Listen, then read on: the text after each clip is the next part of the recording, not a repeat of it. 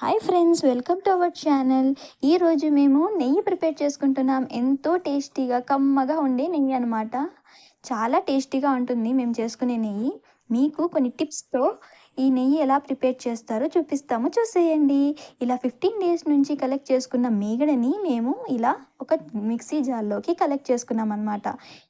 మీకు ఈ వెన్న అనేది బాగా రావాలి అనుకుంటే వేడి నీళ్ళు అనేది వేసుకోవాలి. ఈ చలికాలం వేడి నీళ్ళు వేసుకోవడం వల్ల మీగడ అనేది బాగా ముద్దలా వస్తుందన్నమాట. ఇప్పుడు ఈ కలెక్ట్ చేసుకున్న వెన్నని బాగా ఒక గిన్నెలోకి తీసుకోవాలి.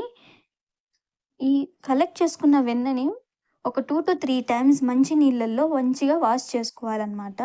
వాష్ చేసుకోవడం వల్ల టేస్ట్ అనేది బాగా వస్తుంది.